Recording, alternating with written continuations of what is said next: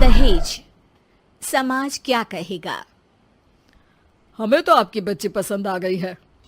हमारे लड़के की कद काठी के हिसाब से देखे तो दोनों की जोड़ी बहुत अच्छी लगेगी। जैसा आप सही समझे।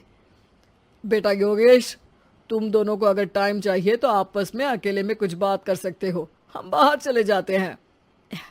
जी पिताजी, जैसा आप कहें। योगेश और सविता को अकेले कर सब वहां से चले जाते हैं। चाय कैसी लगी? चाय भी अच्छी लगी और आप भी। सच में? हाँ, मैंने तो फोटो देख के ही हाँ बोल दिया था। मुझे भी आप अच्छे लगे। आपको कुछ पूछना हो तो पूछ लीजिए, जैसे खाना बनाना आता है या नहीं, घर की क्या क्या काम कर लेती हूँ, वगैरह वगैरह। वो तो मेरी माँ आपकी माता जी से पूछ ही लेंगी। वो मेरा डिपार्टमेंट नहीं है। इधर योगेश और सविता जिंदगी भर का साथ जोड़ने की बात कर रहे थे। उधर सविता के पापा योगेश के पिताजी के सामने हाथ जोड़ के खड़े थे। देखिए, हमारा बेटा पढ़ा लिखा है, अच्छी नौकरी करता है। उसमें जितना पैसा लगा है कम से कम उतना तो मिलना चाहिए ना। 10 लाख से कम में तो नहीं हो पाएगा। बेटी हमारी बहुत होनहार है और 7 लाख भी तो कम नहीं होते हैं ना जी। अगर आप हमारी बेटी को शादी के बाद काम करने देंगे तो 3 लाख तो 6 महीने में ही कमा लेगी। हमारे घर में ये सब नहीं होता।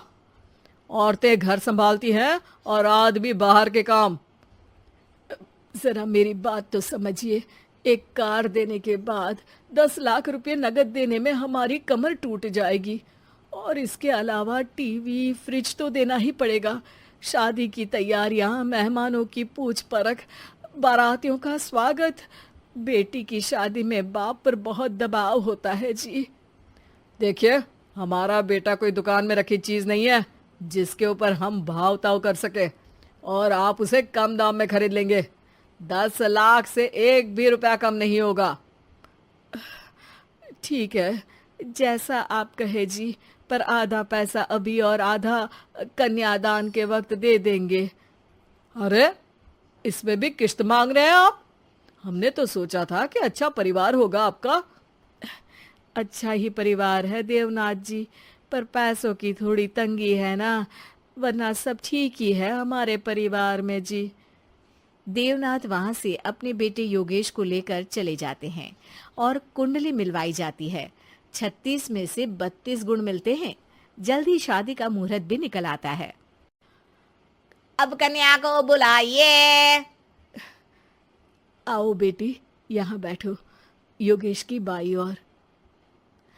मंत्रोच्चार शुरू करते हैं। मंगलम भगवान विष्णु मंगलम गरुड़ध्वजा मंगलम।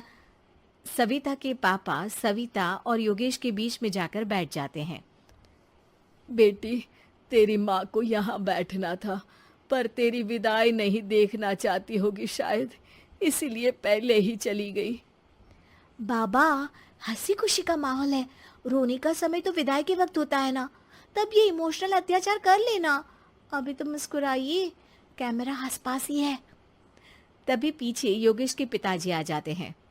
अभी तक पैसे नहीं आए आपके यहाँ से? उठा लूं क्या बेटे को? आते ही होंगे। मैंने अपने छोटे भाई को व्यवस्था करने के लिए कह दिया था। अरे तो जल्दी कराइए ना, वरना देर हो जाएगी। समझ रहे हो ना आप? योगेश और सविता दोनों एक दूसरे की तरफ देखते हैं। सविता चाहती है कि योगेश कुछ बोले, पर योगेश अपना मुंह दूसरी तरफ फेर लेता है। पापा, कितने पैसे की बात की है आपने? अरे बेटी, तुझे इससे क्या मतलब? मेरी डील की है ना, तो मुझे तो पता ही होना चाहिए। कन्यादान की विधि शुरू करेंगे। तभी योगेश के पिता वापस वहां आ जाते हैं। पैसे देते हैं या बेटे को उठवा लूं? मैं आपके हाथ जोड़ता हूँ जी, थोड़ा सा इंतजार कर लीजिए। देवनाथ वहां से चले जाते हैं। तुम अपने पिताजी से कुछ कहते क्यों नहीं? उनके सामने कोई आवाज नहीं उठाता। ऐसा नहीं है, कोई तो उठाएगा ही। तभी वहां सविता के चाचा एक बैग लेकर आते हैं और सविता के पापा को देते हुए कहते हैं, 9 लाख ही हुए। आत्माराम इशारा करके योगेश के पिता को वहां बुलाते हैं। क्या? सिर्फ 9 लाख? बाकी 1 लाख कहाँ है? नहीं हो पाए जी, शादी के बाद कर देंगे। अरे आप बात से पलट रहे हैं। जल्दी से अभी के अभी पूरे पैसे लाइए, वरना बेटे को उठाऊं क्या? देखिए, मैं आपके पाँव पड़ता हूँ। रुक जाइए पापा, रिश्ते हाथ पकड़कर जोड़े जाते हैं, पांव पकड़कर नहीं। बेटी तू चुप रह। नहीं, ये कब से बस कह ही रहे हैं कि उठवा लूं, पर कोई उठ ही नहीं रहा। लो, मैं ही उठ जाती हूँ। बेटा, अपशगुन हुआ। दहेज लेना सबसे बड़ा अपशगुन है, पाप है, पाखंड है। और योगेश, तुम्हें मैं पसंद हूँ तो कुछ बोलते क्यों नहीं? और तुम्हारे पिताजी, अरे देवनाथ जी, आपके नाम में ही बस देव है, काम तो आपके असुरों जैसे हैं। पर गलती आपकी नहीं, गलती मेरे पिताजी की है, जो आप जैसे लोगों को घर की दहलीज भी चढ़ने देते हैं। लेकिन एक बात साफ है, मैं आपके घर की दहलीज कभी नहीं चढ़ूंगी।